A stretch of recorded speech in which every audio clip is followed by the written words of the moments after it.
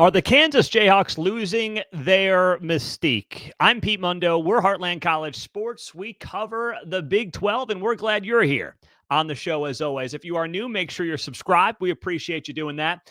And as always, if you're on the podcast, leave that 5-star rating and review. So let me just preface this by saying I believe Kansas can always be an elite program in college basketball. They entered a game against Iowa State on Wednesday night as a top 10 team in the country. But the shine appears to, at least for this moment in time, worn off a bit for the Jayhawks, and that's undeniable.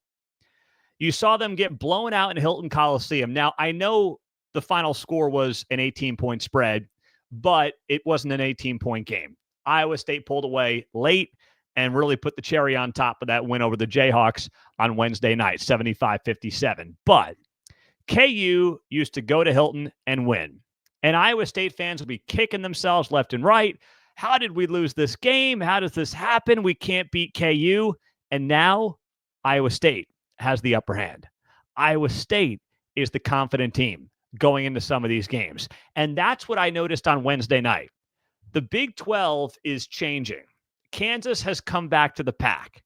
It doesn't mean they can't get to a Final Four. It doesn't mean they can't win the Big 12, although they're once again behind the 8 ball this year at 3-2 with a couple of 5-0 teams right now. So it is already early in the season looking like a very difficult spot for KU to try to come back and win the Big 12 regular season title, especially when Iowa State now has that tiebreaker over them. But what you're seeing is the same thing we talk about in college football. You are seeing a transfer portal NIL era change some of the ways the game is played and change the blue blood status in the case of some programs. Not all programs, but KU now is going to have a more difficult time competing for kids. Because guess what? Other schools can open up the pocketbooks. Coleman Hawkins can go to K-State and make a couple $1 million. Now, it's not working out for K-State. I'm not using that as the perfect example, obviously, but you get the point. Anybody can open up the pocketbook. The loyalty to the front of the jersey is diminishing by the day. And as much as Allen Fieldhouse is a historic venue, and I genuinely believe that it is, I've been fortunate enough to watch a handful of games at Allen Fieldhouse, and it is absolutely fantastic. But I'll tell you right now, you look at it and you say to yourself, well, I don't know. I mean, is a player going to make a decision because he wants to be at Allen Fieldhouse? Now, if he's a Kansas kid, sure, right? Like, you look at Zeke Mayo, a guy who just wants to play in one of the great venues in college basketball and all the sports, in my opinion, that also happens to be in his home state, and in Zeke Mayo's case, his hometown. Sure. I mean, that's awesome. There are going to be guys like that.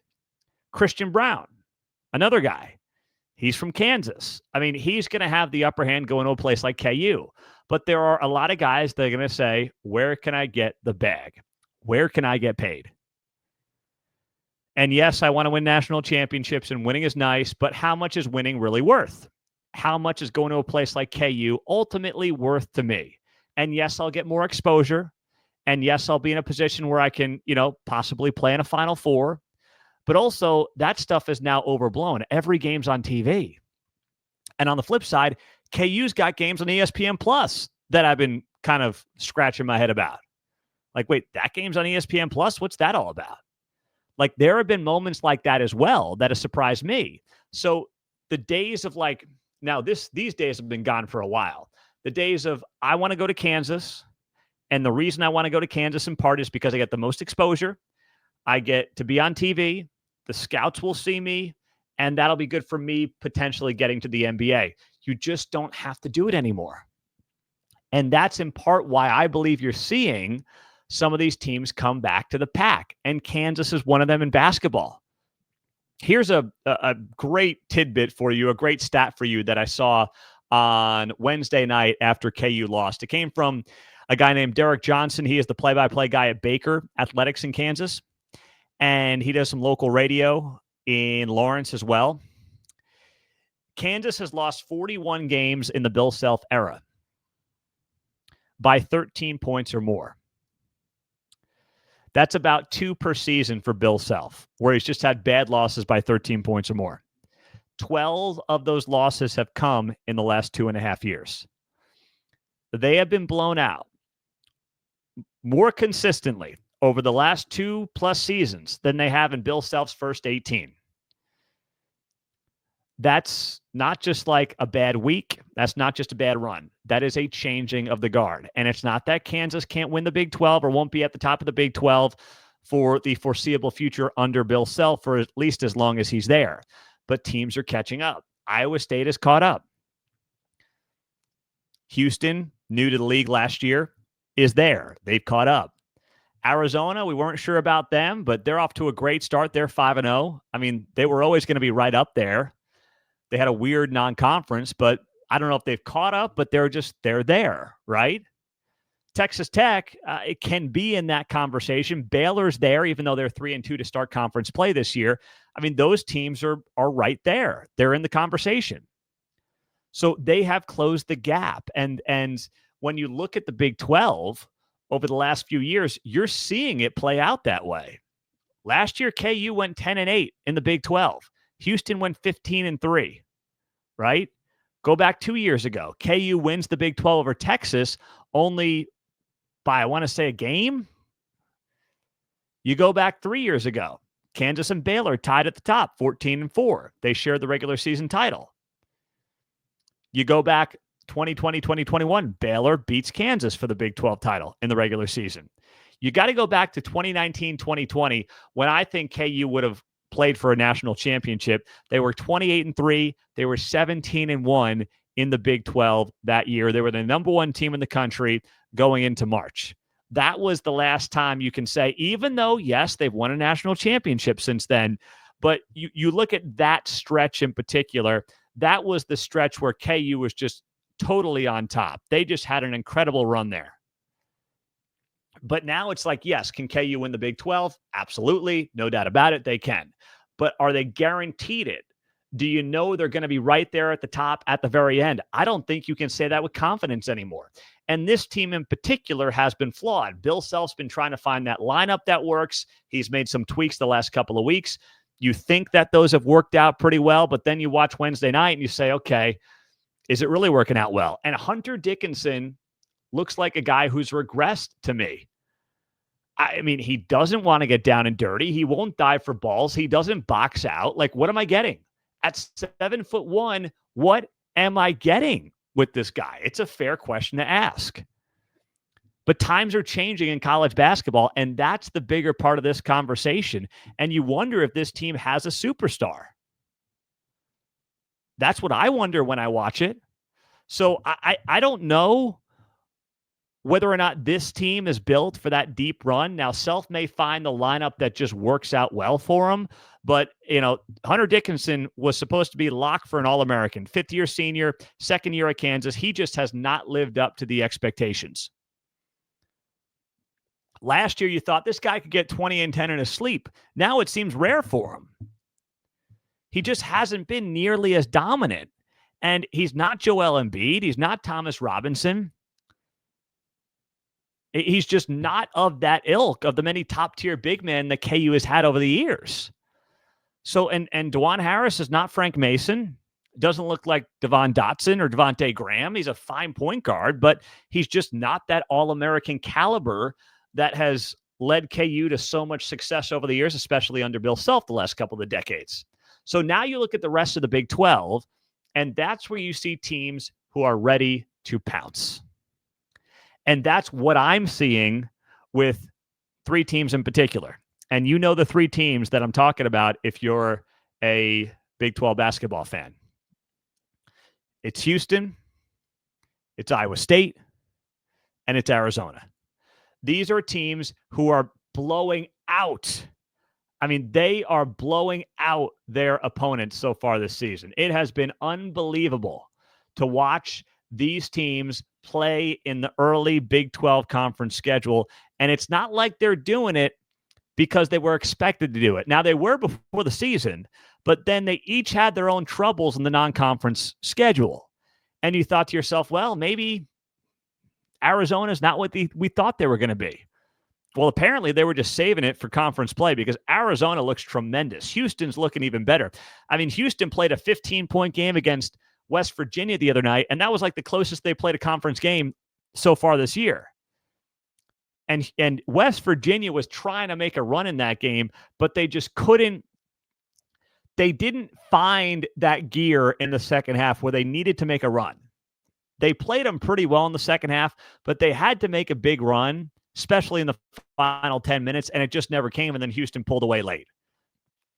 But Houston is balanced. I mean, they're tough. They beat you on the boards. They do all those things. They force more turnovers. I mean, they do all those things that Houston teams have done in recent years under Kelvin Sampson. That's what you've come to expect with these Kelvin Sampson Houston teams. And they've got a nice offensive mojo as well to boot. And that is making up for what I think is going to be one of the toughest outs in the Big 12 and ultimately the entire country. It is coming together very nicely. In Arizona, same thing. Arizona's went over Baylor on, I guess that was Tuesday night. It was late.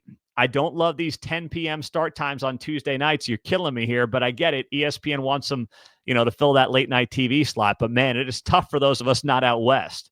But you look at that game in particular, and Baylor is another team that I think is a steady, solid top 25 team. Arizona's going to be ranked next week.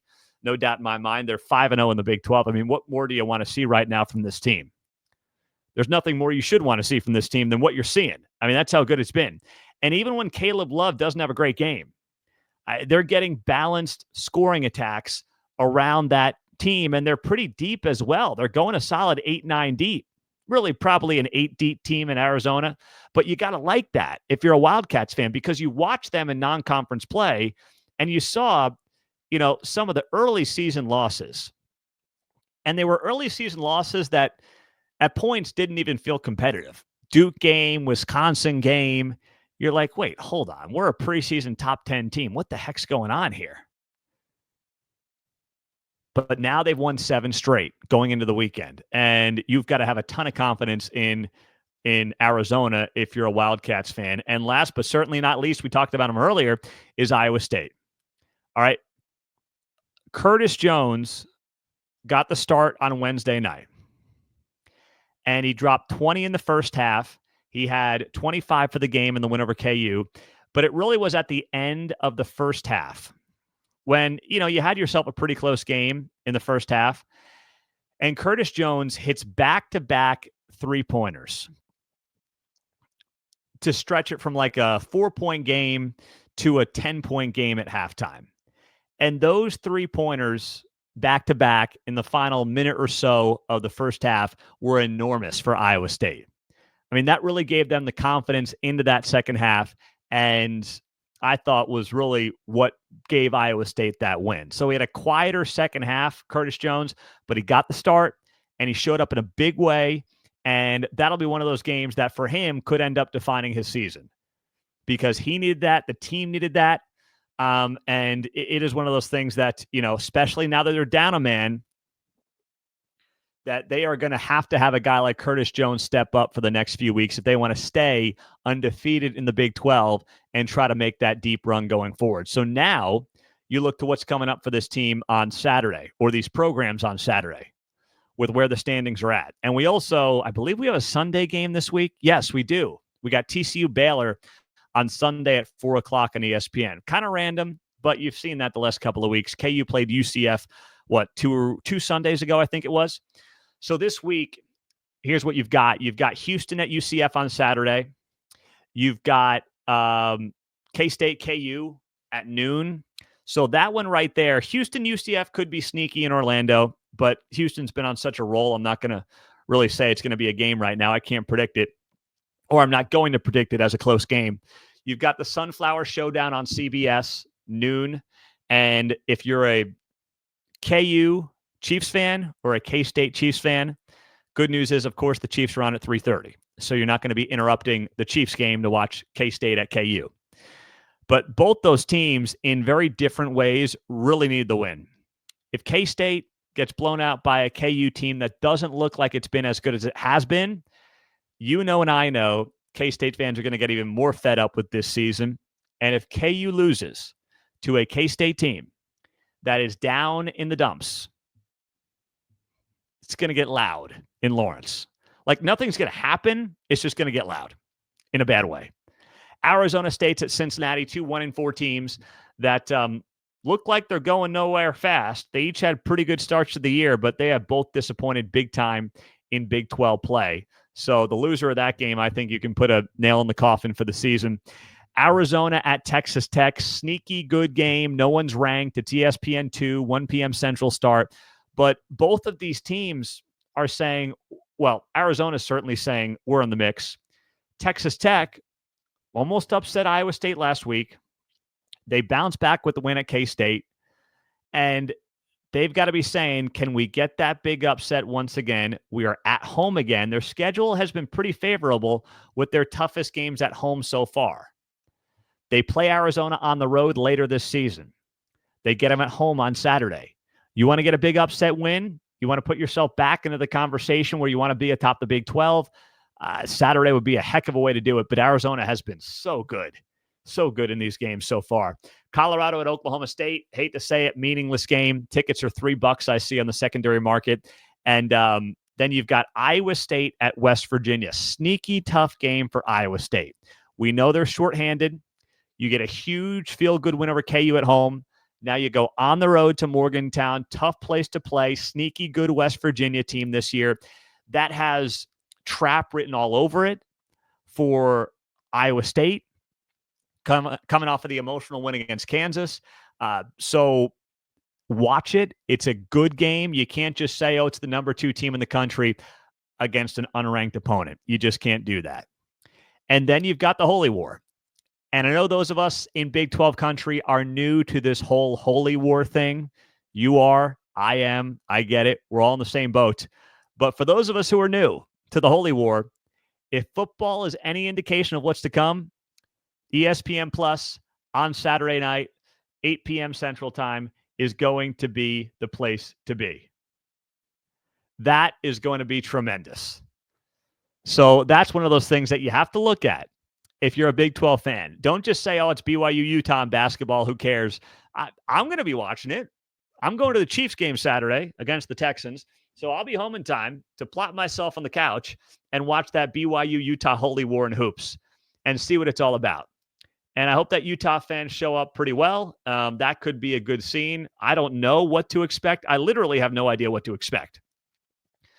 If you're a BYU Utah fan listening, let us know in the comments or let us know on our free message boards at heartlandcollegesports.com. I'll be curious to get your guys' input on what we should expect in the basketball Holy War versus the football Holy War.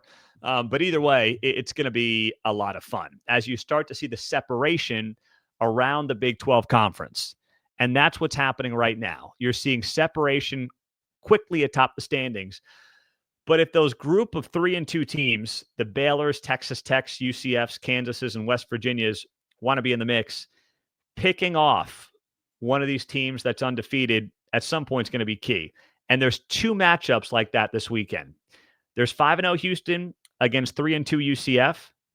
And then you have 5-0 Arizona against 3 and 2 Texas Tech. And there's a third one, Iowa State 5-0 against 3 and 2 West Virginia.